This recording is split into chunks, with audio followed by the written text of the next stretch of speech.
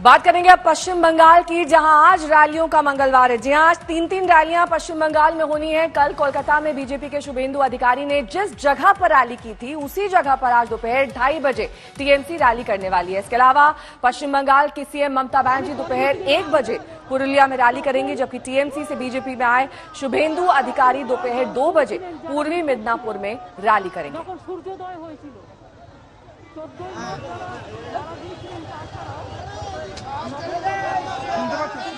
और इससे पहले कल ममता बनर्जी ने शुभेंदु अधिकारी के गढ़ नंदीग्राम में रैली की। वहां उन्होंने नंदीग्राम से चुनाव लड़ने का ऐलान तो कर दिया, लेकिन इसके साथ ही सबको हैरानी भी हुई।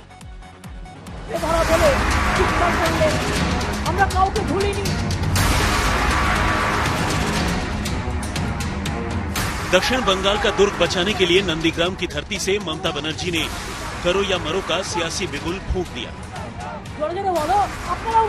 नंदीग्राम दिखे डाक, नंदीग्राम दिखे डाक, सिंगूर दिखे डाक। 2007 में लेफ्ट को उखाड़ फेंकने की शपथ जिस नंदीग्राम से खाई थी, उसी नंदीग्राम से ममता बनर्जी ने 2021 में मास्टर स्ट्रोक चलते हुए बीजेपी के गेम प्लान को सबसे बड़ी चुनौती दे डाली। नंदीग्राम के उस नायक के घर में घुसकर ममता ने सीधे ललकारा, जो बागी हो गया। खुद की साख को दांव पर लगाते हुए ऐलान कर दिया कि 2021 में नंदीग्राम से चुनाव लड़ेंगी और जीतेंगी। আমি বারবার আসবো, নন্দীগ্রাম আমার হচ্ছে একটা লাকি জায়গা। এই সুফিয়ান বসো, নন্দীগ্রাম হচ্ছে আমার কাছে একটা লাকি জায়গা। কেন বলুন তো? नंदीग्राम विधानसभा से चुनाव लड़कर ममता ठीक वैसा ही सियासी संदेश देंगी जैसा नरेंद्र मोदी ने वाराणसी से चुनाव लड़कर दिया।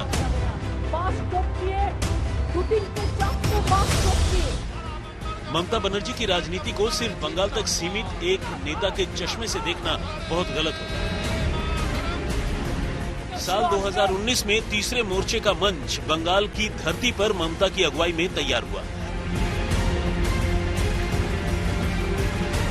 2016 की तस्वीरें याद करिए।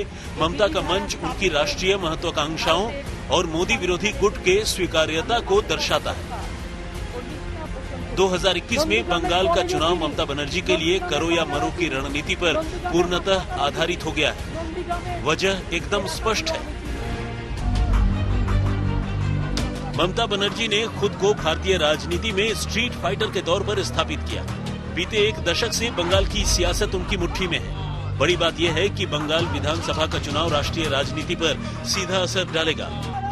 बंगाल की लड़ाई में ममता के खिलाफ अगर बीजेपी ने पूरी ताकत झोंक दी तो उसके पीछे 2024 को नकारा नहीं जा सकता। आज बंगाल में लेफ्ट और कांग्रेस को पछाड़कर बीजेपी नंबर 2 पार्टी बन चुकी है। बंगाल में सीधी लड़ाई बीजेपी और टीएमसी में है और इसी लड़ाई को जीतने के लिए बीजेपी ने दक्षिण बंगाल में शुभेंदु कार्ड खेला, तो उसे काउंटर करने के लिए ममता ने नंदीग्राम कार्ड खेला। यहाँ ये भी समझना होगा कि दक्षिण बंगाल ममता का गढ़ है और इस गढ़ में सेंध लगाने के लिए ममता के लेफ्टिनेंट शुभेंदु अधिकारी को बीजेपी में शामिल कराया गया है। यानी बंगाल में ममता की कुर्सी को हिलाना है तो दक्षिण बंगाल के किले को जीतना होगा। वही किला जो ममता बनर्जी ने नंदीग्राम के आंदोलन से खड़ा किया।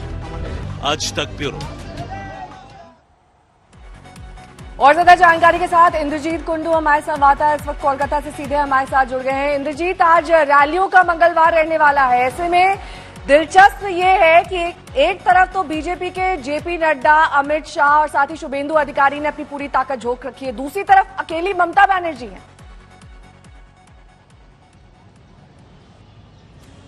जी हाँ, बिल्कुल। ममता बनर्जी बिल्कुल फ्रंट फुट पे आके बीजेपी का जो चुनौती है उसका सामना करने के लिए तैयार दिख रही हैं इस वक्त। और यही कारण है कि कल जब वो नंदीग्राम में थी, उन्होंने ये ऐलान कर दिया कि इस बार सिर्फ भवानीपुर से नहीं बल्कि वो नंदीग्राम से लड़ेंगी और ये चुनौती वो एक्सेप्ट करती है। तो एक बहुत ही दिलचस्प फाइट होने वाला है बीजेपी और तृणमूल के बीच में। एक बाइपोलर कॉन्टेस्ट जिसे कहते हैं वो हमको देखने को मिल रहा है। और जैसे आपने कहा कि जेपी नड्डा हो, अमित शाह हो और कुछ दिनों के बाद प्रधानमंत्री नरेंद्र मोदी खुद पश्चिम बंगाल के दौरे पर रहेंगे और चुनावी जो प्रक्रिया है, कैंपेन है, उसमें शामिल होंगे। लेकिन तृणमूल को ये साफ कर दिया है तृणमूल ने, तृणमूल का सबसे बड़ा ट्रम्प कार्ड और सबसे बड़ा चेहरा है ममता बनर्जी, क्योंकि अभी तक बीजेपी ने ये रुख साफ नहीं किया है कि पश्चिम बंगाल में बीजेपी का चेहरा कौन होने वाला है। क्या वो दिलीप घोष होंगे, बाबुल सुप्रियो होंगे या कोई दूसरा और होगा।